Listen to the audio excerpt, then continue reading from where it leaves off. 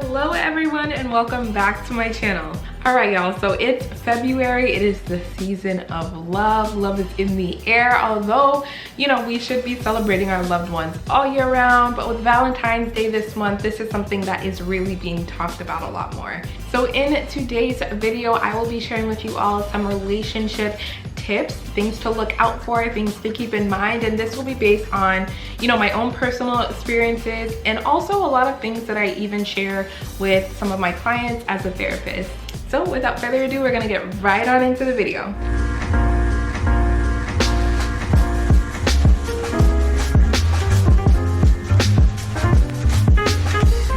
So as humans, we really value connection. We really want to feel valued. We want to feel as though we have a sense of belonging and that we mean something to other people around us. And that is something just as humans that we desire and that we crave.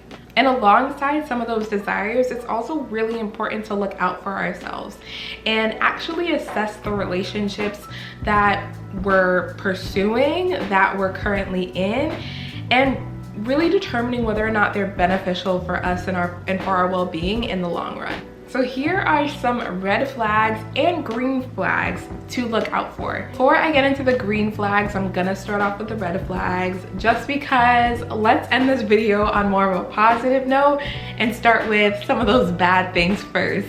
So my first red flag to look out for is negative comments, judgment, and even criticism that's not coming from a place of genuine concern and compassion and things that are similar to that.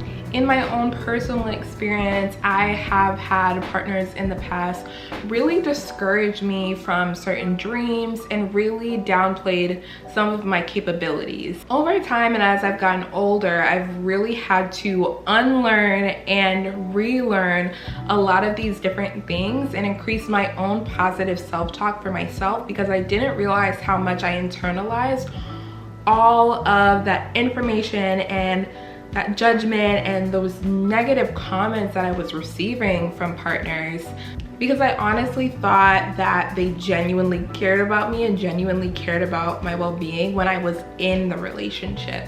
So looking back, if I paid attention to those things that they were saying about me, I would have noticed right away, red flag.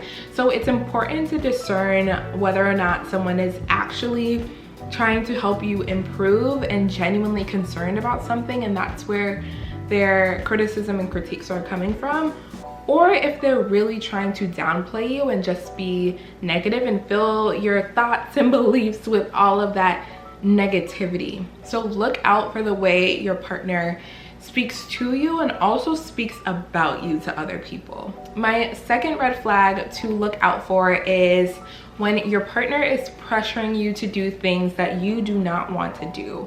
If someone isn't respecting your boundaries and things that you've clearly communicated with them, red flag, okay? Red flag. And pressuring you can look like so many different things. It can look like them pressuring you to maybe do drugs or drink a lot of alcohol. It may look like them trying to pressure you into having sex. It could look like them just pressuring you to go to a place that you don't feel comfortable going to. Pressure is gonna look so different and can show up in so many different situations. However, if someone is continuously pressuring you to do something that you have clearly communicated to them as something that you don't want to do, red flag. So my third red flag to look out for in someone who's your partner, someone who you're dating, someone who you're pursuing is if they don't align with your values. If someone doesn't align with your personal values and faith in a lot of circumstances, that can really be a detriment to the relationship and lead to a lot of problems down the road. Now, I'm not saying that someone can't have different perspectives or thoughts than you, but when your values and beliefs don't align, that becomes an issue. For example, if you have a core value of respect or a core value of communication and your partner doesn't value that and doesn't find it important, it could potentially be a red flag, because our core values really come from our experiences and are formed over the course of our lives, and we can't necessarily expect someone to change their core values for us and to make the relationship work. So it could really be a red flag. My fourth red flag to look out for is if they don't make efforts to love you in your love language. And that's vice versa. If you are not making efforts to love your partner in their love language, that's a red flag that you also need to check yourself for. And we also can't assume that someone knows our actual love language, right? However, if we've communicated our love language and our needs to someone and they decide that they don't want to try or make efforts to do that, that's pretty concerning.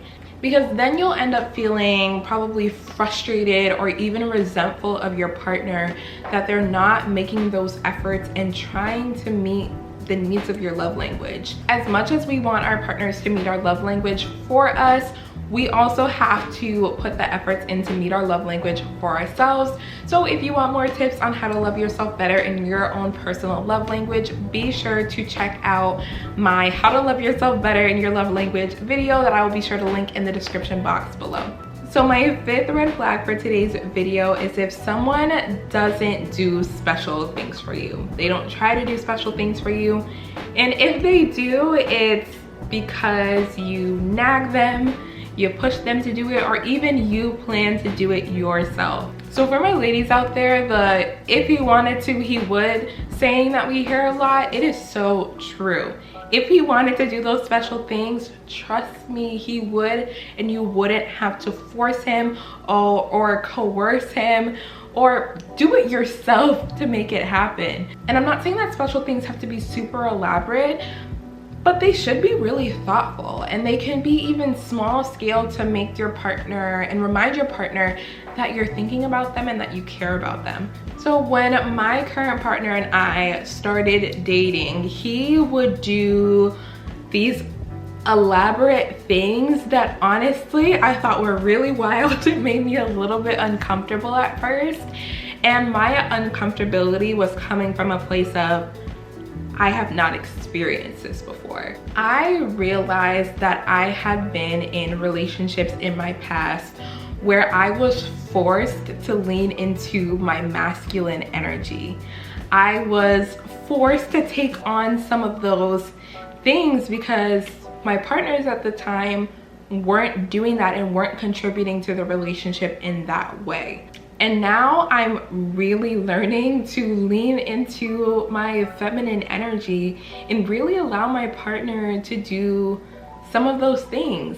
You don't have to be the planner all the time, and you shouldn't be. Your partner should be able to do special things for you. There are times where I've mentioned something to my partner and months later he'll gift me something and I'm like, this man is really attentive to these special things, and he'll create, you know, the most thoughtful dates and create these spaces for us to enjoy, and I'm not the one that has to do it all the time. And my partner has been so supportive and patient in this process with me, because I am telling y'all, I am unlearning, relearning, and just learning in general so much about myself through this relationship that I'm currently in, and that is okay. I always tell my clients that too. That is okay. We're learning things that we haven't naturally learned before or had modeled before. So we're in this together. We're in this together. Okay, so now that the red flags are out of the way, let's get right on into these green flags. Green flags are things that we should definitely check off a big thumbs up. Like, green flags are what we are looking for. Okay, so for green flags, basically they're not doing all the things that I mentioned in the red flags. Okay, I'm just kidding. No, but seriously, actually, they're not doing the stuff that was in the red flags section. Okay, so my first green flag is that your partner will be impeccable with their word. They will say that they're gonna do something and they will do it. They will follow through. They won't leave you hanging, okay? It is so, I know that sounds so minuscule. However, when someone actually shows up in that way, and says, I will be here at this time, and they are there. I will do this thing for you, and they will get it done. Okay, this is what I'm talking about. This is what we want to see. We love that. So my second green flag honestly ties in with green flag number 1, but it's when you feel an ease and a sense of trust with your partner. Like when you just feel at peace in the relationship. You don't have to check on where they're at or what they're doing because you genuinely trust them. I don't know about y'all, but I'm gonna be honest, I've been in situations where, you know, I didn't wholeheartedly trust that individual, and it messes with your head. It messes with your head. However, if someone's impeccable with their word and they haven't given you a reason to distrust them, it's so peaceful. We love it here. It's relaxing. Number 3 for red flags is that you don't feel a need to communicate 24/7 all the time because you all have your own personal lives separate from each other. You have your own responsibilities, you have your own hobbies, you have your own schedules, and that individuality in the relationship is embraced. That's such a beautiful thing. However, within your own individual respective lives, you also really value and prioritize the relationship in and of itself. And that looks like being really intentional in the time that you are spending with one another and creating that quality time within your relationship. No one should be too busy or too consumed within their lives that they're not prioritizing a relationship. And I will say there will be seasons, and that's okay. There may be seasons where you all are seeing each other way more than you were before, and that's completely okay. And there may be seasons where other priorities have to take the front seat, and that's completely okay too. That's normal.